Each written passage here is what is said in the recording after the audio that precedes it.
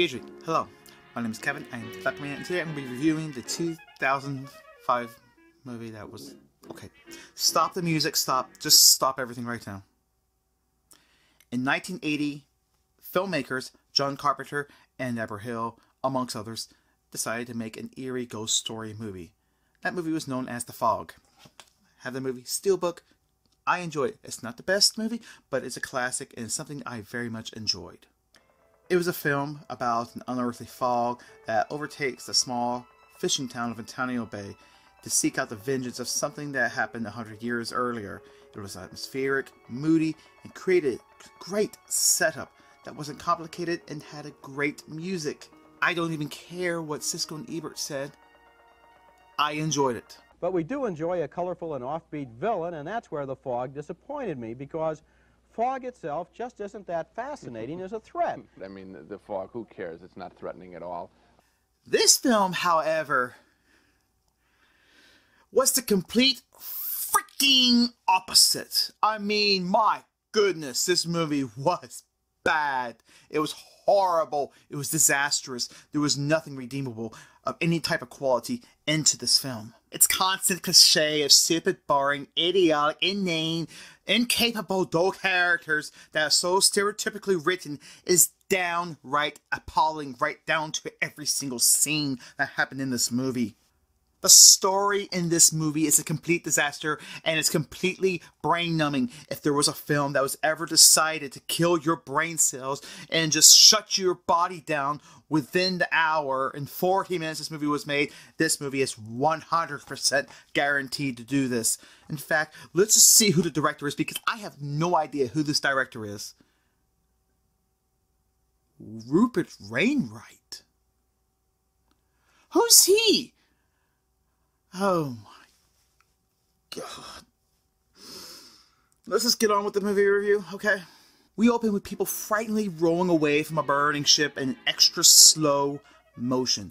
Why did they do this? I don't know, but be prepared for this type of scene to happen 30 times throughout the entirety of the movie. In fact, that's all this movie does. It slows down the pacing, which is not even really making anything better. At least for the original, there was a slower pace, there was a slow build-up and everything else. I know I'm comparing, but I'm going to just be doing that through the entirety of this review. Anyhow, it doesn't take very long before the first 3 minutes, not even 3 minutes are in, and we get our first false jump scare. So in the very next scene, we are open to Antonio Bay as they're showing everything, the great highlights, the characters are going to develop this entirety of the movie that's going to take us through a ride of The Fog. They said they'd be back. I believe them. I was convinced when they said we'll be back, they had the I'll be back face. Well, I'm going down to Little Ray's to get a new clutch for the one that you broke today. I broke it. Till you end up at Little Ray's, don't end up at Little Stevie's. I hate them. In fact, it's not even 8 minutes in, or it's not even 10 minutes in, and we're getting another jump scare. A false jump scare. We're going down! We're not going down! Spooner! Can't get him! It's not coming loose!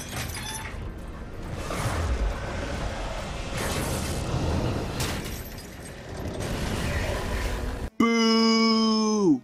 Can't you just see the fine artistic boundaries of such complexity to the characters that develop this fine artistic piece of film? Your island alternative to the modern music establishment, playing the music I want to hear. Next time, open the door for a lady. Sean! They're not twins! Well, neither are we! So we can do this now. Don't see any suitcases. I guess that means you're not moving back. I thought you'd be happy I came back at all. I wish you'd called me. I mean, it's not like I'm running a hotel here. Good to see you too, Mom. I hate them all. Well, somewhat like the first film, we do get something that shows what's going to be happening weird in Antonio Bay. I mean, another jump scare. Like, how many more of these jump scares are there? Jesus, save me.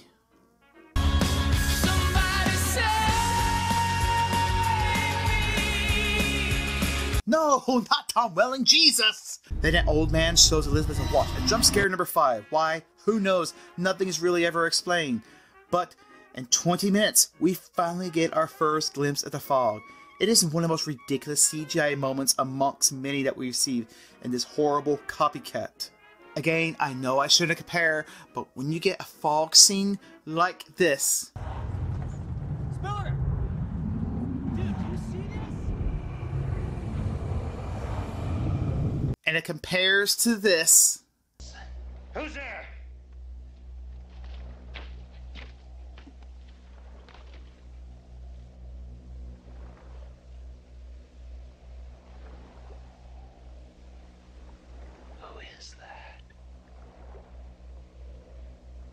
I mean, see how much more effective that was? How on earth am I not supposed to compare at all? And then as the movie progresses, we see scene upon scene of inexplicably boring characters that nobody cares about, boring scenes, and it really does seem to be going nowhere. And it's already a good 22 minutes inside, and we finally get the clip that made the fog in the original. Just gave you that good scare.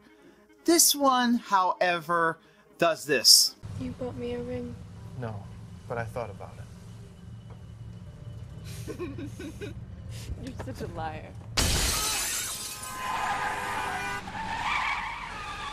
Yeah. Well, at least we're introduced to Father Malone. Murderers! Nothing but murderers. Oh, good Lord. Why? What were they thinking? Okay, I'm spending too much time in this. I'm not even halfway through the bloody film, and this is what we're getting. Okay, let's reset this. Let's do this fine. Let's do the fast version of this. Okay, here we go. The short version. Here we get young adult soap opera happens, more false scares, pointless death occurs, old people we're going to hate. Why? Because they're old, who knows? Because, you know, it's supposed to hate old people. More false scares, and, you know, this is in the cycle until Elizabeth becomes a ghost again. Why? Who knows? Who cares? I don't care. This movie sucked, okay? Right down to the very minute. I hated everything about this movie. I mean, my goodness, this movie is all over the place. I mean, what would Deborah Hill think of this? This was the very last movie she did, and she died shortly after the filming process. This was her last production note into a movie. This is what she got. It's like they just vomited and crapped on her grave.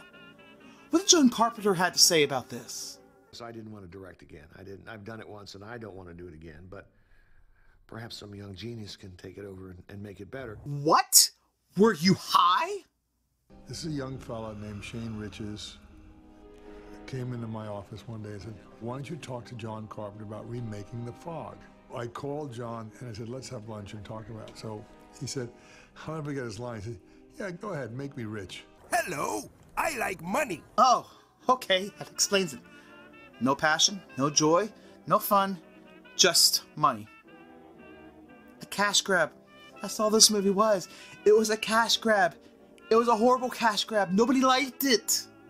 In case you wanted to know the difference between the rated and the unrated version of The Fog, it's 3 additional minutes. That 3 additional minutes is watching people burn to death. I mean, if I wanted to watch people burn to death, I might as well be watching Firestarter. At least that's more cool and special effects, and that had much more story. Not as good, but it had some cool special effects. This had horrible special effects. I want to do something with this movie.